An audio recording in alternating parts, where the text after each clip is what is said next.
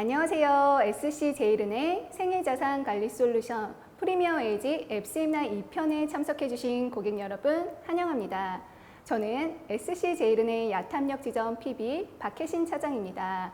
오늘 제가 이제 MC를 맡게 됐고요. 첫 촬영이라 조금은 긴장감과 떨림이 있는데 잘 부탁드리겠습니다. 오늘 저희가 준비한 내용으로는 MZ세대를 위한 돈을 벌게 하는 포트폴리오 만들기란 주제를 갖고 내용을 준비해 봤는데요. 내용을 전해주실 우영표 대표님 옆자리에 모셨는데 대표님 직접 자기소개 좀 부탁드리겠습니다. 안녕하십니까, 우영표 대표입니다. 책의 저자로 활동하고 있고 직장인들의 재테크 멘토로 지금 지내고 있습니다. 썼던 책은 월급쟁이 재테크 상식사전, 돈을 버는 23가지 방법, 그리고 부동산 그래서 사야 하나요? 이렇게 썼는데요. 언뜻 보기에는 뭐 책을 원래 쓰는 사람인가 보다 이렇게 싶으실 텐데 그렇진 않고요. 저도 2000년에 신입사원으로 입사해서 사회생활을 시작했고, 그때 지금 여기 PB님 부장님한테 많이 혼나시듯이 저도 혼나가면서 일도 배우고 막 눈물도 흘려보고 그러면서 이 월급이 얼마나 소중한가 이거를 잘 깨달아서 알게 된, 그래서 직장인들에게 굉장히 현실적인 상담을 해주고 있는 활동을 하고 있습니다. 반갑습니다. 네, 저희가 오늘 나눠볼 주제는 MZ세대를 위한 돈을 벌게 하는 포트폴리오 만들기란 주제인데 사실 이 주제 저도 되게 설레는 주제인 것 같아요. 저도 이제 30대 중반을 지나서 후반으로 가고 있는데 최근에 제 친구들을 만나서 대화를 하다 보면은 주식이나 가상화폐 투자 그리고 부동산 이야기를 참 많이 하는 것 같습니다. 최근에 언론을 통해서 주식이나 코인 투자, 부동산을 통해 큰 수익을 얻었다는 이야기를 종종 듣게 되는데 사실은 그런 이야기를 들 때마다 조금 허탈감 내지는 나만 뒤처지고 있는 건 아닌가라는 소외감으로 미래에 대한 두려움과 걱정이 조금 큰 게 사실인 것 같습니다. 특히나 지금 은행 금리는 너무나 낮고 자산 가격은 계속 상승하고 있는데 이런 상황에서 투자가 더 이상 선택이 아닌 생존의 문제가 된 것 같습니다. 생존의 문제가 된 투자를 어떻게 현명하게 할 수 있는지 대표님 궁금하고요. 인생 선배로서, 경제 선배로서, 경제 멘토 선배로서 어떻게 하면 자산 관리 잘 할 수 있는지 대표님의 조언도 함께 좀 부탁드리겠습니다. 예, 우선 미리 말씀드릴 거는 자, 오늘 제 얘기 들으시면은 갑자기 내년 이맘때쯤엔 자산이 10배가 됩니다. 까지는 아닙니다. 네, 그러니까 그쵸. 저는 이렇게 급여를 꾸준히 받을 때 어떻게 잘 관리하면 좋을 것인가. 그리고 특히 요새 MZ 세대의 경우에는 좀 은퇴를 좀 빨리 하고 싶다. 뭐 파이어족 이렇게 많이 접근하고 있잖아요. 그래서 어떤 그런 목표를 잘 이루고 싶다면은 포트폴리오를 어떻게 하면은 그래도 조금 더 효율적이다라고 하는 거를 이제 알려드릴 수가 있을 것 같고요. 거기 더해서 그렇다면 요새 상황이 어떤지를 먼저 짚어보고 그거에 따라서 어떠한 방법을 선택할 것인가 한번 생각해 보면 좋을 것 같습니다. 그래서 우선 현재 우리의 상황부터 한번 짚어볼 텐데요. 우리나라 지금 재테크 상황은 크게 4글자 한자어로 요약이 됩니다. 요약해 보면 고저장단. 여기서 하나 여쭤봐야겠네요. 자, 고라고 하면 떠오르는 한자가 뭐가 있을까요? 높을 고. 그렇습니다. 이 높을 고, 그리고 낮을 저, 긴 장, 그리고 단은 짧다라고 하는 거. 그래서 우리 상황이 지금 이런데요. 하나씩 보도록 하겠습니다. 우선 높을 고자가 적용되고 있는 것은 물가가 그렇게 올라가고 있습니다. 맞습니다. 예. 나날이 물가가 너무 높아지고 있더라고요. 많이 올라가고 있죠. 거기 더해서 최근에 보면 뭐 계란값이 오른다, 맞습니다. 뭐가 오른다 이렇게 올려온다는 얘기만 이제 들려오고 있지 않습니까? 그래서 물가 상승률 이렇게 통계를 내 보니까 매년 1% 또는 0.4%, 5% 이렇게 그래프를 그려가면서 물가가 상승하고 있는데요. 자, 보통 사람들 보기에는 물가 1% 오르는 거 가지고 그렇게 호들갑 떨 게 뭐가 있어라고 생각하실 텐데 이게 또 복리가 적용이 됩니다. 맞습니다. 그렇죠. 그래서 만약에 3년 전에 1% 올랐다. 그런데 거기서 다시 또 1%가 올랐다라고 하면은 그 1% 오른 거가 원금이 돼서 다시 1%가 오르고 하는 거거든요. 그쵸. 그래서 물가가 계속 이렇게 1%, 2% 오르는 게 누적이 되면은 우리가 체감하고 있는 물가가 너무 비싸 뭐 이렇게 됩니다. 이 지하철이나 버스를 탈 때 교통비 혹시 가장 최근에 기억나는 교통비 얼마입니까? 뭐 버스비, 뭐 지하철 뭐 보통 한 1,500원 이렇게, 맞아요. 이렇게 네. 하잖아요. 1,300원, 1,300원, 1,500원. 네. 이렇게요. 저는 대학교 다닐 때, 나 이거 이 얘기하면 또 라떼는 말이야 이게 될 텐데, 어쨌든 저 버스 타면 350원이었거든요. 예, 대학생 때예요. 그래서 물가 계속 오른다라고 하는 게 네. 이렇게 체감이 이제 될 수가 있는 겁니다. 그리고 그 마트에 가면 새우깡. 와, 네. 제가 기억하는 새우깡은 500원인데요. 요새 새우깡 마트 가면 한 아이를 사줄 때 한 3,000원씩 하더라고요. 그래서 깜짝 놀랐네요. 왜 이렇게 비싸 이러고요. 그래서 우리가 지금 물가에서 오르고 있는 높을 네. 고차가 적용되고 있다는 거. 그렇다면 높은 게 있으니까 이제 낮은 게 있겠죠. 네. 낮은 거는 이제 은행 근무하셔서 조금 네. 뜨끔하실 텐데요. 네. 이자가 그렇게 낮아지고 있습니다. 맞습니다. 예, 왜냐하면 제가 이 직장 생활을 시작하던 20년 전에는 저희 어머니가 말씀하셨습니다. 얘야, 딴 생각하지 말고 월급 잘 모아서 1억만 모아놔라. 왜냐하면 그때는 은행에 돈을 맡기면 예금이자 10%, 뭐 12% 이랬거든요. 그렇죠. 네, 네. 그런데 지금은 잘 아실 거 아니겠습니까? 네. 이게 몇 퍼센트? 네. 너무 직접적으로 여쭤보면 그러니까 네. 은행 평균을 봤을 때 네. 한 1% 내외 뭐 이렇게 맞습니다. 되잖아요. 네. 그래서 지금 그래프를 보면 이자율 적용시켜 주는 거는 꾸준히 이렇게 하락을 하고 있습니다. 그러니까 물가는 올라가고 이자는 낮아지고 이 상황에서 또 길어지는 것과 짧아지는 게 있습니다. 길어지는 거는 뭐가 있을까요? 맞습니다. 예, 마음속에 생각하신 네. 그거예요. 예. 수명이 그렇게 길어지고 있습니다. 네. 그러니까 기대 수명이라고 하는 게 있는데요.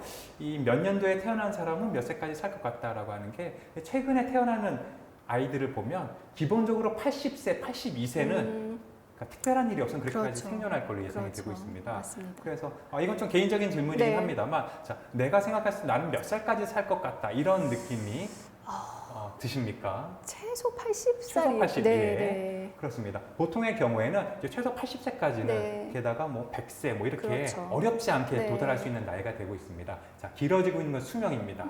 짧아지고 있는 거는 또 비슷해요. 회사원의 수명, 직장인의 수명입니다. 너무 예, 슬프네요. 일명 근속 연수라고 네, 하는데요.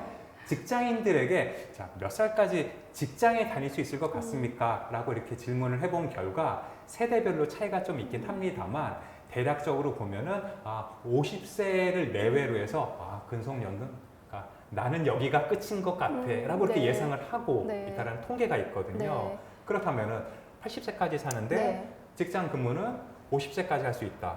그럼 남은 기간은 네. 한 30년 이렇게 봐야 되는 거잖아요. 네. 그러니까 이걸 어떻게 할 것인가? 이것도 해결하는 게 또 중요한 문제이기도 합니다. 지금 우리 상황을 이렇게 뭐 고저장단으로 네. 얘기했는데요. 이렇게 그림으로 그려보시면 됩니다.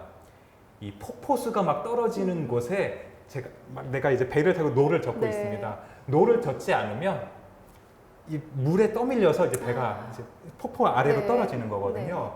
그래서 우리가 하는 재테크는 이 노젓기라고 보시면 됩니다. 이 물의 속도에 맞춰서 노젓기를 하면은 현재 상황 유지, 네. 좀 더 좀 일찍 은퇴하고 자산을 좀 더 모으겠다라고 하면은 이 노를 더 네. 열심히 저어야 되는 상황인 거죠. 아무것도 안 하면 네. 이 물에 떠밀려 갈 수밖에 없는 게 현재 우리의 상황이기도 하겠습니다. 네. 결국에는 은퇴 자금 마련을 위해서 지금부터 열심히 부단히 노력해야 된다는 얘기를 해주신 것 같네요. 맞습니다. 그래서 이런 거죠. 그냥 뭐 은퇴하고 싶으면 자산 관리 열심히 해라고 하면 너무 딱딱하잖아요. 네. 그래서 이렇게 생각하시면 됩니다. 이게 자동차 운전하시는 분들 네. 이 주유소를 가는 걸 생각해 보시면 나는 주유소 가는 거 너무 즐거워. 나는 그 기름 냄새 맡으면 막 행복해져가 아니잖아요. 네. 왜냐하면 기름을 안 넣으면 또는 요새 이제 전기차도 많으니까 충전을 안 하면 차가 안 가니까. 그러니까 재테크도 비슷하게 자산 관리도 비슷하게 보시면 되겠습니다. 이걸 안 하면 생활이 안 되는 상황이기 때문에 할 수밖에 없다. 그래서 조금 네. 딱딱하게 말씀드리자면 급여 관리라고 하는 처음의 단계에서 시작해서 그 다음에 종잣돈이 모이고 이 종잣돈을 잘 굴려서 목돈이 되고 이 목돈이 자산이 되는 과정. 네. 이게 이 자산 관리 그리고 네. MZ 세대에게도 사실 네. 이 기준은 비슷하게 적용되는 게 현재 상황이기도 하겠습니다. 네. 네, 요즘 MZ 세대는 사실 투자에 아주 적극적이고 공격적인 성향을 띠는데 사실 너무 단순 수익률만 추종하면서 100%, 200% 이렇게 막 높은 고수익만을 쫓고 있는 건 아닌가 해서 PB로서 약간 걱정과 우려가 될 때가 있더라고요. 그래서 단순 수익률을 높여가는 상품을 하기보다는 은퇴 후 은퇴자금 마련이라든지 내 집 마련 이런 구체적인 목표를 설정해서 자산 관리를 하는 게 더 중요할 것 같은데요. 대표님 최근에 저희 뭐 비트코인이라든지 뭐 가상화폐, 주식 투자, 열풍, 영끌 이런 거에 대해서 혹시 어떻게 생각하시는지 좀 궁금합니다. 예, 얼마 전에 뉴스를 봤더니 한 달에 300만 원 버는 직장인이 외제차 1억 원짜리를 뽑아서 한 달 수입의 대부분을 자동차 유지하는 데 쓴다라고 하더라고요. 네. 어른들이 봤을 때는 아이고 이게 뭐 하는 짓이야 이겠지만 그 직장인에게는 삶의 어떤 목표이고 그쵸, 기쁨이고. 예, 기쁨인 거죠. 네. 그래서 이 MZ 세대 지금 말씀하신 것처럼 네. 뭐 수익률이 뭐 네. 200%다, 300%다라고 하는 네. 거는 각자 어떤 행복을 어디다 두느냐에 이렇게 네. 좀 관점이 좀 달라질 것 같습니다. 그래서 그건 뭐 좋다, 나쁘다로 네. 판단하기는 굉장히 어렵고 네. 뭐 수익률 200% 나왔다라고 하면은 축하드립니다가 되는 거죠. 네. 그런데 문제는 이러한 수익률 엄청 높고 뭐 좀 말 그대로 화끈한 어떤 재테크 있잖아요. 네. 이런 것들은 단기적인 관점에선 좋지만 이걸 길게 끌고 나갈 수 있을 것인가를 생각을 해봐야 된다는 거죠. 네. 그래서 이렇게 생각하시면 좋겠습니다. 재테크, 자산 관리 큰 틀에서는 이 돈을 불려 나간다라고 하는 점에서는 동일하지만 재테크의 경우에는 단기적인 관점 위주. 그런데 자산 관리는 이 관점이 좀 더 길어져서 이 장기적인 관점이다라고 보시면 되겠고요. 네. 그리고 재테크의 경우에는 아까 말씀하신 것처럼 나 100% 났어, 200% 네. 났어 어떤 수익을 실현하는 데 중심이 되어 있는 반면에 이 자산 관리다라고 하면은 이 수익을 내가 나중에 이루겠다. 그러니까 수익 실현의 관점이 좀 더 멀어진다라고 하는 차이가 있습니다. 그래서 이렇게 설명드리면 좀 딱딱할 것 같으니까 아주 쉽게 풀어서 설명드리자면 나는 좋은 집에서 행복하게 살 거야 라고 하는 게 만약에 인생의 목표다 라고 하면 좋은 집을 짓기 위해서 뭐 좋은 망치가 필요하지 네. 않겠습니까? 그런데 이 재테크는 망치라고 생각하시면 돼요. 그래서 이제 좋은 망치가 있으면은 내가 원하는 집을 금방 짓는데 네. 도움이 되지만 나 망치 이번에 신상품 새로 나온 거 있어. 이거는 이 그립감이 좋아. 이거가 네. 자랑이 될 수는 없는 거잖아요. 그래서 네. 특히 MZ 세대가 조기 은퇴라든가 파이어라든가 하는 네. 거를 이렇게 염두에 둘 때는 이 은퇴를 하고 난 다음에 내가 어떻게 좀 더 행복하게 살 것인가. 그리고 그걸 이루기 위해서 자산을 어떻게 운영할 것인가. 네. 요게 좀 더 관점을 두시는 게 훨씬 좋지 않을까 네. 싶습니다.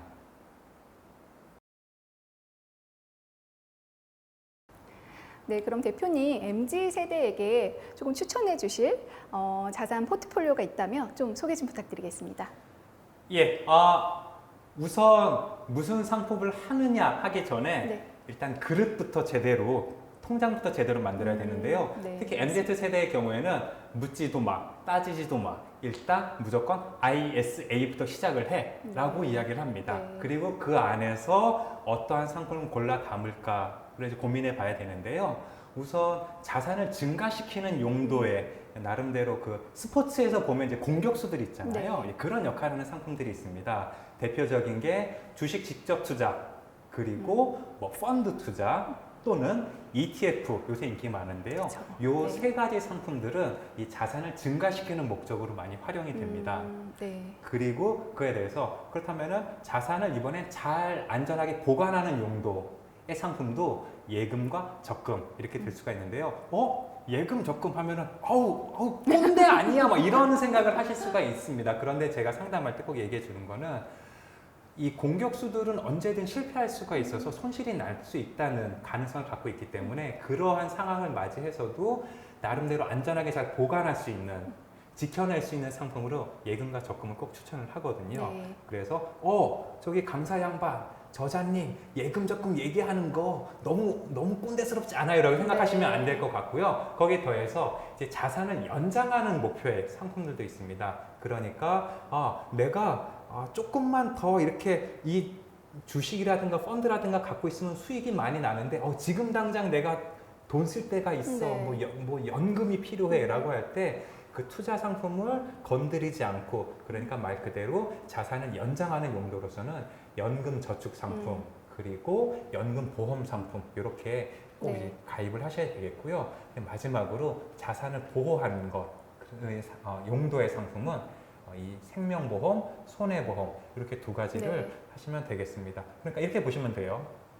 돈 잘 이렇게 모으고 있는데 어느 날 갑자기 다쳐서 더 이상 월급도 받을 수 없고 하는 상황이 되면은 이 투자해놨던 자산을 또 이렇게 까먹게 되는 거잖아요. 상상하기 싫은 네. 상황이지만 그렇기 때문에 그러한 경우를 대비해서 이 생명보험, 실손보험 이 두 가지 상품들은 꼭 자산을 보호하는 용도로 갖고 계셔야 되겠습니다. 정리하면은 자산을 불리는 공격수도 있고 그리고 이 중간에서 이 골문을 지키는 수비수들도 네. 있고 이 공격수와 수비수를 잘 배치해야 되는 게 어떤 자산 관리의 핵심 방향이라고 보시면 되겠습니다. 네, 그런 대표님 오늘 소개해 주신 상품 중에 연금저축보험 상품을 좀 소개를 해드리고 싶은데요. 고령화 시대로 빠르게 진입하고 있는 만큼 연금 이후의 자금 마련이 매우 중요하다고 생각합니다. 그래서 연금저축보험 상품 같은 경우에는 가입 시기가 빠르면 빠를수록 좋다고 생각하는 게 당연히 연금 수령액이 늘어날 수 있고요. 급여를 받는 동안에 세액 공제 혜택을 받을 수 있기 때문에 노후 보장과 절세 혜택을 함께 가져갈 수 있는 두 마리 토끼를 한 번에 잡을 수 있는 좋은 상품이라고 생각합니다. 네, 어떤 광고 보니까 이런 얘기를 하더라고요. 언니 말 들어 이러게요. 그래서 저도 지금 방금 하신 말씀을 받아서 자 들었지? 말 들으면은 후회하지 않을 거야에 속하는 네. 상품임에는 틀림없습니다. 네, 오늘 MZ세대를 위한 돈을 벌게 하는 포트폴리오 만들기에 대해서 오영표 대표님과 이야기 나눠봤는데요. 지금 MZ세대가 갖고 있는 고민과 현재 금융상황, 경제상황, 그리고 포트폴리오 구축 사례까지 이야기를 나눠봤습니다. 그럼 대표님 이제 마지막으로 저희 MZ세대를 위해서 대표님이 꼭 해주시고 싶은 말이 한 가지가 있다면 마지막으로 좀 부탁드리겠습니다. 예, 지금 머릿속에서 떠오르는 거는 한 가지에서 막 이제 늘어나서 한 100가지 정도 되는데요. 그래도 한 가지만 좀 뽑아본다면 자산 관리의 원칙을 말씀드릴 수 있을 것 같습니다. 자산 관리의 원칙 중에서 이렇게 하나, 둘, 셋 생각해 볼 수가 있는데요. 가장 첫 번째 있는 거는 이 분배를 하자라고 하는 내용입니다. 그러니까 이 투자를 할 때, 재테크를 할 때 수단을 나눈다거나 크기를 나눈다거나 시간을 나눈다거나 하는 어떤 분배가 굉장히 그 위험을 관리하는 좋은 방법이기 때문에 좀 분배합시다 라고 하는 게 첫 번째 항목이 되겠고요. 이제 두 번째 항목을 말씀드리자면은 이 목표 설정의 중요성입니다. 내가 이 돈을 모아서 뭐 취미 생활에 좀 더 쓰겠다. 노후를 위해서 준비하겠다. 또는 힘들게 직장에서 번 돈으로 내가 창업을 할 거야. 뭐 카페를 차린다거나 아니면 뭐 서점을 차린다거나 여러 가지 있잖아요. 그러한 어떤 목표의식을 가지는 것도 굉장히 중요한 어떤 원칙이 되겠습니다. 그리고 마지막으로 한 가지는 이 중간 점검을 가끔 이제 해보면 좋다라고 하는 건데요.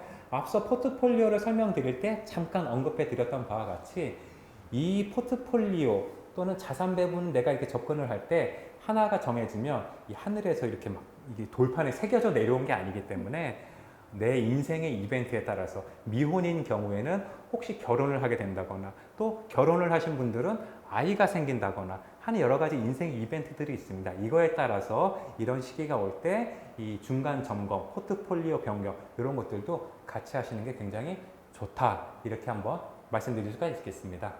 대표님 감사합니다. 끝까지 시청해주신 고객 여러분 감사합니다. 앞으로 더 좋은 내용을 가지고 다시 찾아뵙도록 하겠습니다. 감사합니다.